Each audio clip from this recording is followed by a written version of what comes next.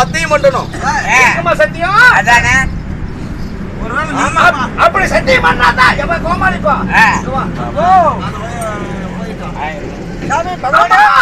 இந்த பெண்ணு வந்து நம்ம இடத்துல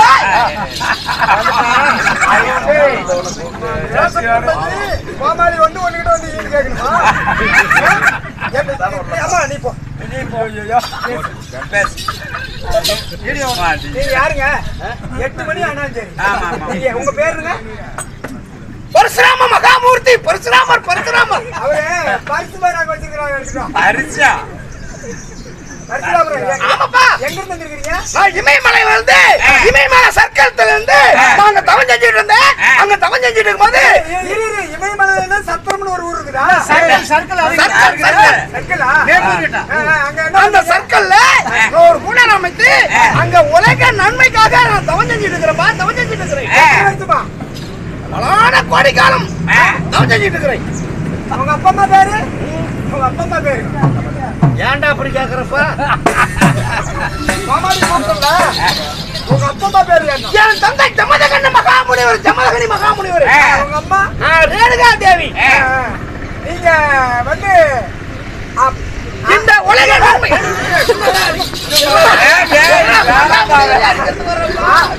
ஆதியிலேயே வந்து இப்படி முடிவுகாடிங்களா இல்ல பாதிகாடிங்களா? ஏன்டா நீ கேட்டு தெரியுற? வாங்க சம்பளம் கட்டி ஆதியிலே மகாமுனிவரா? ஆதியிலே மகாமுனிவர் யாபத்தை காப்பாத்துங்க. நான் பேசணும்னா நேரம் ஆகும். இந்த பெண்ணை நான் பார்த்துட்டு வரேன். புடிச்சிட்டீனா வாழ்க்கைய யாரால போயிருந்தாலும் இழந்த வாழ்க்கையை நான் மீட்டு தரணும். என் கையில சத்தியம் பண்ணுங்க.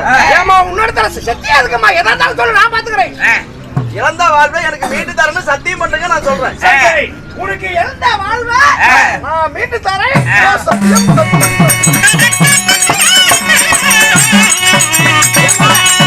யாரு கேட்டீங்களே? ஆட்சிமாநகரத்தை ஆண்டு வரக்கூடிய ஆட்சிராஜ மன்னனுக்கு மகளாக பிறந்த 3 பெண்கள்ல முதல் பிறந்தா என் பேரு தான் அம்பாள். ஆமா, என் காசிமா நாட்டுல அம்பாள், அம்பிகை, அம்பாலிகை 3 பேத்துக்கும் என் தந்தையார் சுயவரம் நாட்டுறாரு. அந்த சுயவரத்துக்கு ஓன் சிசியனாக விளங்கக்கூடிய பீஷ்மரும் அங்க வந்திருந்தாரு. ஆமா,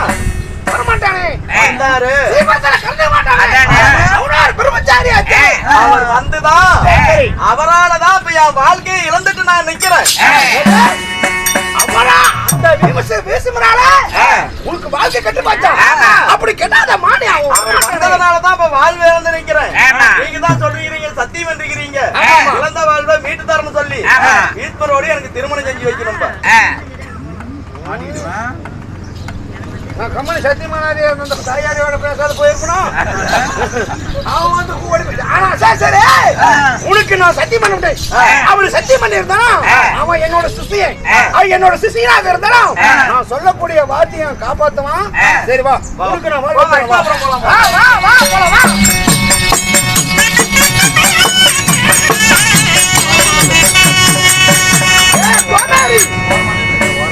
ஒரு பக்கம் ஓரமான இல்லை. ஏ கோவேரி சிசி வந்து குரு வந்திருக்கிறார். சிசி கூப்பிடு.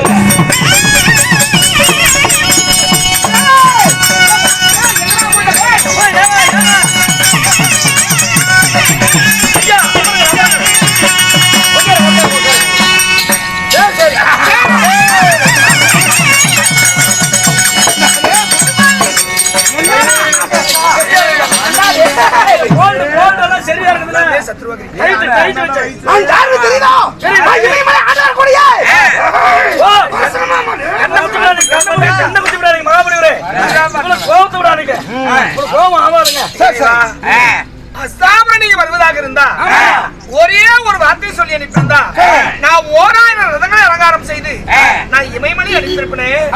காலிலே முன்பட்டு பூமியில ரத்தம் சொட்ட காங்கை நினைத்தது நீங்கள் வர வேண்டும். நானே வந்திருப்பேன். யாருங்க அந்த பிச்சைக்காரன்?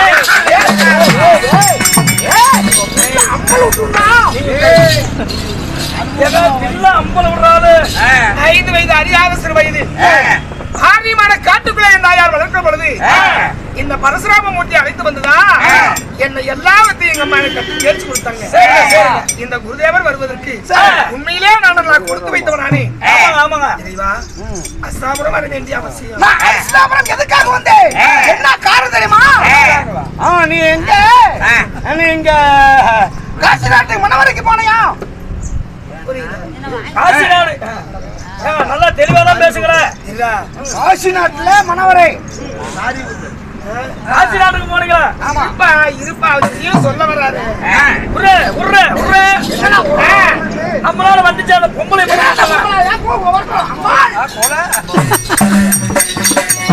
உங்களுக்கு நான் வாழ்க்கை தரேன், நீ பயப்பட வேண்டாம். இந்த பெண் உனக்கு தெரியுமா? நீ பிரம்மச்சாரின்னா நீ எப்படி இந்த பொம்பளைக்கு வாழ்க்கை தருவ? இந்த பெண் உனக்கு தெரியுமா?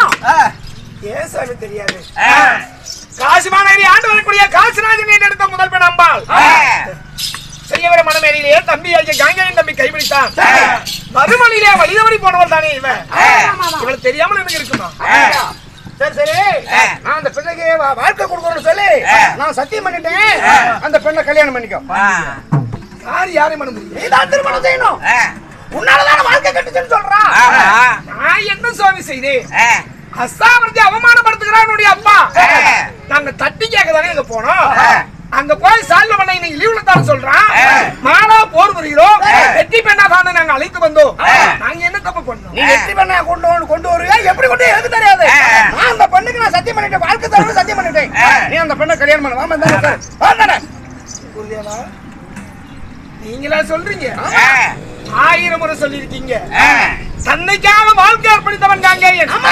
காலமெல்லாம் கடமை தவறாமல் இருப்பான்னு சொல்லி 1000 ரிஷிமாரன் சொல்லிருப்பீங்க. நீங்களா என்ன கடமை தவறி போன்னு சொல்றீங்க? நீ மணமாடிக்கு போயிருக்க கூடாதுல்ல. மணமாடிக்கு எதுக்கு போன நீ? அப்படிப்பட்டா மணமாடிக்கு போய் வேண்டான்னு சொன்னமா? இவள் நானே மறுவழியா வழிதவறி போனா என்னையே குத்தமா சொல்றீங்க? நான் வாழ்க்கை கொடுக்கறேன்னு சொல்லி சத்தியம் பண்ணிருக்கிறேன். தாலி கட்ட அந்த பிள்ளைய நீங்க போய் சத்தியம் பண்ணி கொடுத்துட்டீங்க. ஏன் சத்தியத்தை நான் மறந்து போகவா? சாமி சத்தியம் பண்ணிருக்கிறோம்பா. ஆகாயத்திலே ஆகாய கந்தரன் பறக்கிறான் என்று கண்ணிலே இருந்து பார்த்தவருடைய தாயை உங்க அப்பா கடமை தவறி விட்டார். உங்க அம்மா போய் ஓயாம் காட்டுல வெட்டான்னு சொன்ன உடனே உங்க அப்பாவுக்கு போய் உங்க அம்மா நீ போய் வெட்டல. என்ன தந்தைக்காக தாயை கொண்டாயோ அதே தந்தைக்காக நான் என் வாழ்க்கை அர்ப்பணித்திருக்கிறேன்.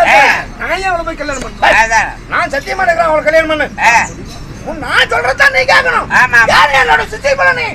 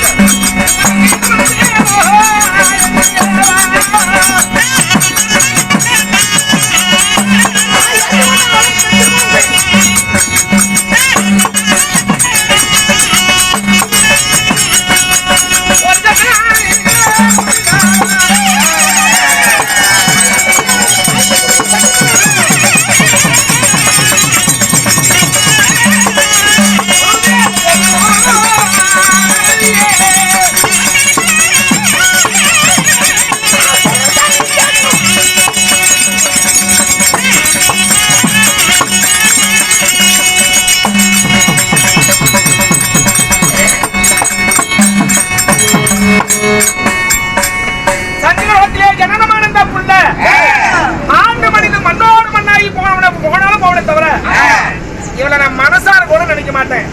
நான் கடமை தவற மாட்டேன். புரியாவா? நம்ம பேச்சியா மீறா முடியா? சத்தியம் பண்ணிருக்கிறேன்.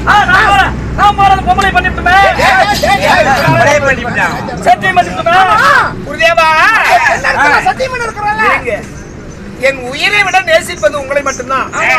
உலகத்துல யாருக்குமே அடிபணிய மாட்டேன். ஆனா என் குருநாரிய பரசுராமருக்காக வேண்டி என் உயிரை கூட தத்தம் செய்து விடுவேன்.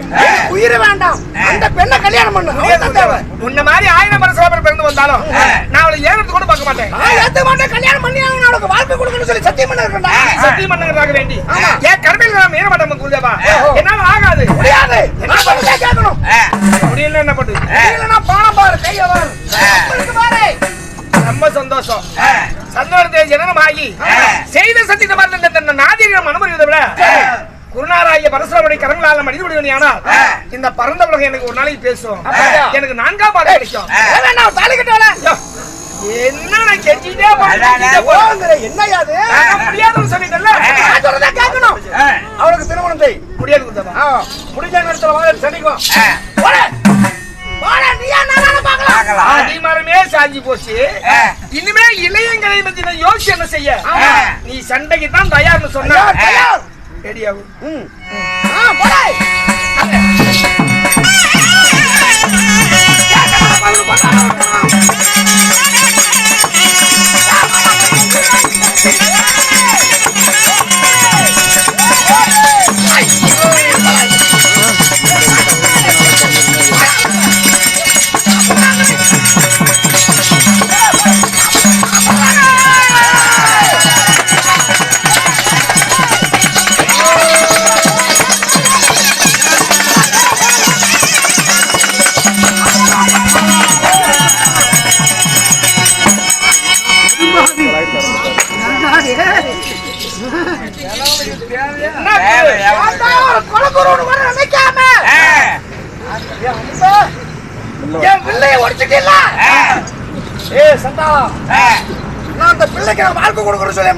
சத்தியம் பண்ணிட்டு வந்திருக்கிறேன். என்ன கேவலமா நினைச்சல? என் அன்பான உடைச்சிட்டல. இதுக்கு மேல உன்னாட்ட சத்திரனுக்கு இந்த வில் பறிச்சு நான் செஞ்சு கத்து கொடுக்க மாட்டான். அப்படி கத்து கொடுத்தாலுமே என்னிடத்துல மர்மமாக வந்து கத்துக்கிட்டாலுமே மூண்ட சமர காலத்துல இது உருவாக போட்டு போ.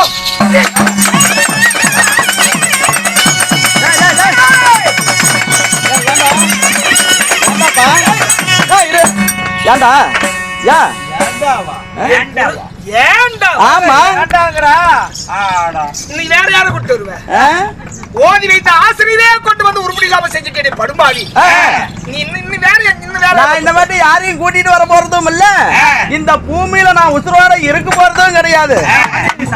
முன்னாடியே செத்துருக்கணும். நீ சீக்கிரம் சாவு. ஏண்டா சொட்டையா இதுக்கு போட்டு ஏண்டா சொட்டையா சாவு சொல்றேன். எல்லாம் சாவு. சபையில சாவா? நான் சாக போற அக்கினி தீ மூட்டி அதுல விழுந்து மடிய போறேன். அப்படியே மடிஞ்சாலும் என்னைக்கா இருந்தாலும் இந்த அஷ்டாபுரத்துல சண்டை நடக்கும். அந்த சண்டையில ஜெகன்றிகை என்ற பானமா மாறி உன்னை மூர்த்தி அடைய வைக்கல. என் பேர் அம்பாள் கிடையாது. நீ 1000 ஜெகன்றிகா ஜனனமாகலாம். எங்க அப்பா கொடுத்த தவா வரத்தால் 886 ஆண்டுகள் அந்த காங்காயன் வாழ்வாண்டி நான் எப்ப சாவர நினைக்கணும் அப்பதான் என் கூடுவி சாவி புரியும். முடிஞ்ச வந்து பாரு பாத்துக்கிறதா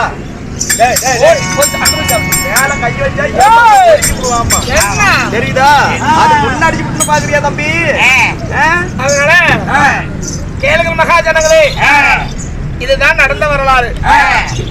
இந்த அம்மா ஈஸ்வரி நான் கொல்லணும்னு சொல்லி சமதம் நம்ம போயிட்டாங்க. போனவங்க என்ன பண்றாங்க?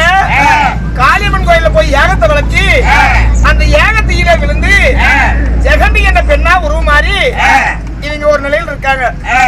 இந்த அம்பியை அம்பாளியை மனமுறிந்தார் அல்லவா நிச்சத்திர வெறிய. இந்த அம்பிக்கு அம்பாளிக்குன்னா பாண்டு மகாராஜன், அதாவது திருநாட்ட மன்னன் பாண்டு மகாராஜன் விகடன் 3 பேர் இப்ப ஜனனமாகி அவங்கதான் பாண்டவர்கள் பிறக்கிறாங்க. திருநாட்ட மன்னனுக்கு 100 பேரும் பாண்டவரை, அதாவது பாண்டு மகாராஜனுக்கு 5 பேரும், இப்படி 105 மாணவர்கள் பிறந்து அன்னைக்குதான் பாரத போர் நடக்கிறது. இந்த அம்மா சபதம் வச்சுட்டு போயிட்டாங்க. என்னன்னு சொல்லி நான் உன்னை மூர்ச்சனை வைக்கணும்னு சொல்லிட்டு போயிட்டாங்க. 18 நாள் மகாபாரதம் நடக்கிறது. 10ஆம் நாள் சண்டையில பாதிவினாகி ஆனாலும் அர்ஜுனனும் இந்த பீஸ்வரும் மாலா போர் புரியுறாங்க. அன்னைக்கு இந்த ஜெகண்டி போய் முன்னாடி நிக்கிற பெண்ணுன்னு சொல்லி பீஸ்வர் திகிச்சு நிற்கும் போதுதான் அம்பை எய்து விடுகிறார் ஆனால் அழகு மன்னன். அப்போ இவன் மூர்ச்சனை வச்சுட்டாங்க. இவன் அப்ப அன்னைக்கு நடந்த யுத்தம் நடக்கிற பொழுது அன்னைக்கு தஜ்ஜானம் நடந்துட்டு இருக்கு. தஜ்ஜனாயிரத்தில் நம்ம உயிர் உரிமையானால் 4ஆம் பாதம் கிடைக்காதுன்னு சொல்லி அவங்க அப்பா சந்திர மகாராஜன் கொடுத்த வரத்தால 6 மாத காலம் முள்படுக்கிலே வளர்ந்ததா படுத்துட்டு இருந்ததா மகாபாரதம் சொல்லுகிறது. சரி, பரசுராமர் கர்ணனுக்கு அதாவது ஈஸ்வருக்கு சாபத்தை கொடுத்துட்டு போயிட்டாரு. இனிமேல் நான் சத்திரனுக்கு வில்வத்தை கத்து கொடுக்க மாட்டேன். அப்படியே மறைமுகமா கத்துக்கிட்டாலும் அது 3 சபரத்துக்கு உதவாம போகும். அது யார் கத்துக்கிட்டா? அங்குதேசாதி கர்ணன்னா நான் ஒரு பிராமண பிள்ளை அப்படின்னு சொல்லி மறைமுகமா வில்வத்தை கத்துக்கிறாரு. அன்னைக்கு 17ஆம் நாள் சண்டையில பார்த்திபனோட கர்ணன் சமர்புரிகிற பொழுது அன்னைக்கு அவருடைய கத்துக்கிட்ட வித்த அவர் எடுத்த பானம் எல்லாமே மறைஞ்சு போனதுனாலதான் அங்குதேசாதி கர்ணனை ஆனால் அழகுமன்னன் அடித்ததா மகாபாரதம் சொல்லுகிறது. இது வரைக்கும் இந்த நாடகத்துக்கு உறுதுணையாக வந்து இவ்வளவு நேரம் எங்களுக்கு துணையோடு துணை நின்று எங்களை அமைதியோடு காத்து எங்களுக்கு ஆதரவு கொடுத்த இந்த அருமை தெய்வங்களுக்கு எங்க நாடக சபை சார்பா மனமார்ந்த